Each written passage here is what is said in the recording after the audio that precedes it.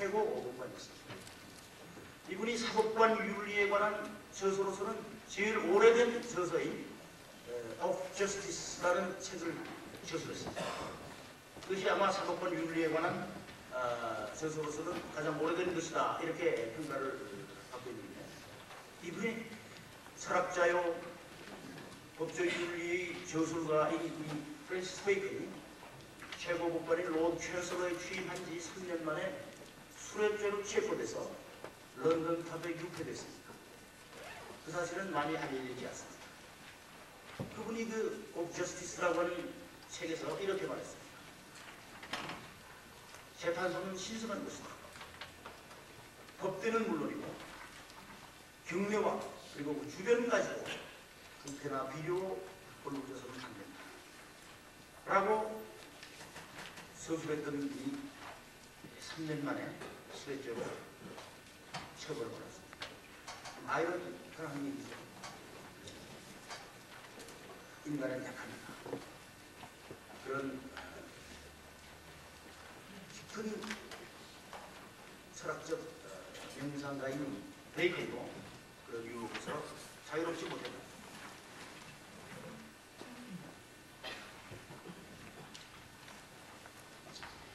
많은 우리 사람들이 사법부 시험에 합격하고 방송이나 신문기자들이 소감을 부를 때 이렇게 얘기를 합니다.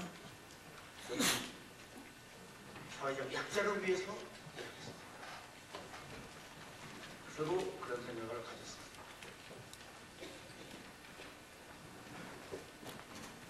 굉장히 어려운 문제입니다.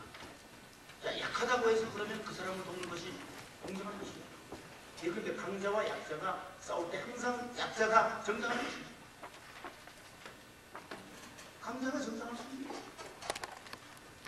이럴 때 약자를 돕는다는 이유로 판단을 약자 편으로 한다면 그것이 과연 공정한 판단이요 법률과 행동이겠느냐. 구약 레위기에 이런 문제가 있습니다.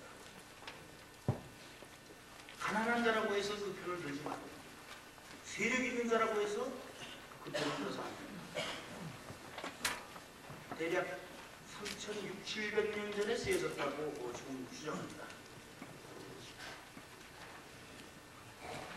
구약의 약분, 소위 모세 오경이라고 하는 부분인데 약 3,700년 전의 저술로 보는데 거기에 그런 우리 재판관들, 법률가들을 향한 연구가 있습니다. 가난하다고 보는지 세력 있다고 보는지 약자를 위하는 것이 그 자체로서의 정당성을 가지지만 그것이 법률의 영역에 들어올 때 또 다른 가치 기준이 거기에 개입할 수밖에 없습니다.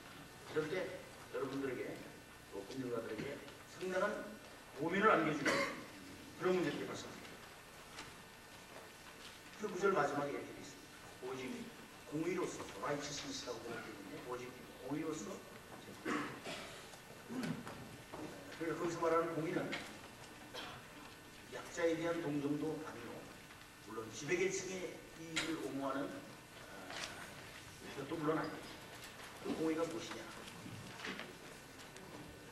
차디찬 정의, 여러분들이 잘 아시는 베니스의 상인에 나오는 샤일록처럼 미친 사람의 살을 고려내는 것이 법적 정의라고 한다면 그 정의는 차디찬 증오입니다.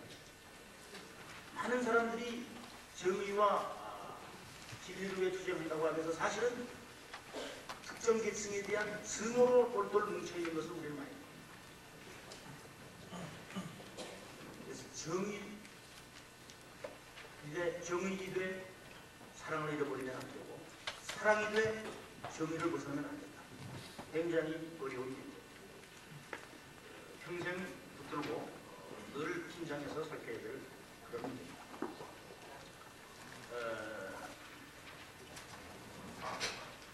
여기에 바로 법조윤리의 깊은 본질이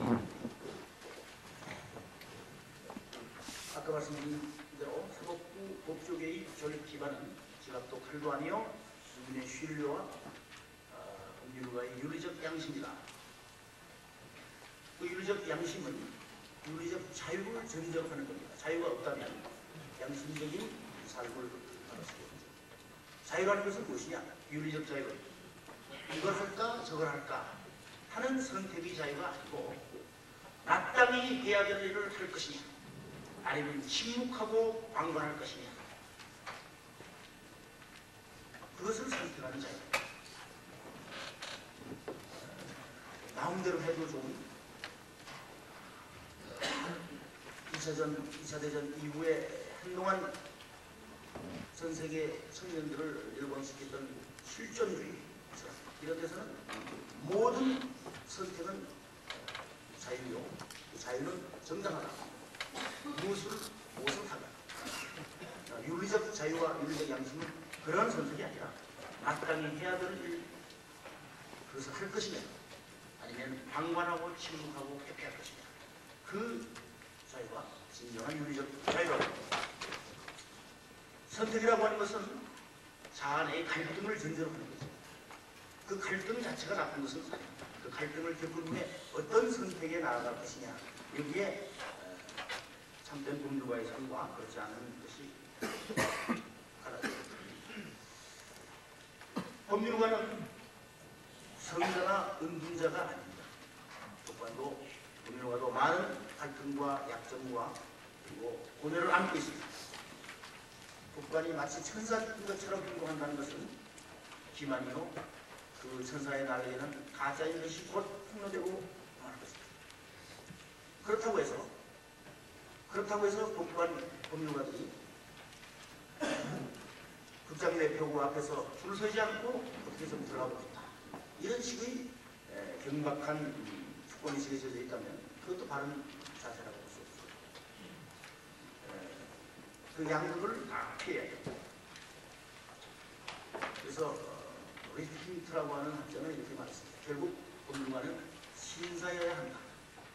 영국 문화적 전통이 젠틀맨십 신사여야 한다. 우리 식으로 표현하면 선비여야 한다. 여성 법조인들이 많아지는 시대에 젠틀맨십 하니까 좀 헷갈리냐면 뭐라고 그래요? 레이디 십 이런 게 있습니다. 그런 말은 못 들어봤는데 그걸 포괄하는 어떤 단어가 없을까? 젠틀맨과 레이디를 포괄하는 어떤 단어가 없을까? 그래서 여성 신학자들은 요즘 기독교에서 하나님 아버지 이렇게 부르는데 여성 신학자들은 하나님 어머님입니다. 하나님 어머니. 그래서 예수상도 하나님을 그릴 때도 사실은 그런 것은 금기시되어 있지만 여성으로 그리고 흑인 신학자들은 흑인 예수로 그리고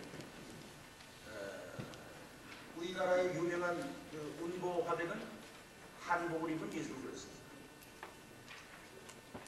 그 여성의 법정 진출이 두드러져가는 이 시대에 젠틀맨십을 두고 나온다는 것은 용어의 선택에 있어서는 조금 부적절한 면이 없지 않다 이렇게 생각은 되지만 여러분들이 그 취지를 잘 이해하시려고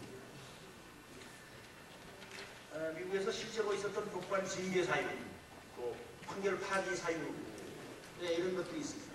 실제로 있었던 일인데 예를 들어서 상녀에게 풍기 사범으로 단속대원 상녀에게 판사가 장난기 어린 시를 써서 판결을 선고했습니다. 그래서 그 법관이 징계를 받았습니다. 뭐 음탕한 여인이 앞으로 3년간 주교도소에서 반성을 지어라. 뭐 이게 판결 주문이에요. 그래가지고 상대인 사람들은 뭐 자유롭습니다. 그래서 그거는 안 된다는 겁니다. 자유국가의 미국에서도. 왜냐하면 3년 동안 징역 보낸다는 지시는 나타나는데 그렇게 판결해서는 임금으로부터 신뢰를 얻을 수 없다. 5년 피고인에게 나이를 물었는데 나이를 모른다 그러니까 이게 머리가 좋은 것 같으니까 게다가 좀 조사 좀 해. 이런 말을 불쑥한 판사가 징계위원회에 회부했습니다.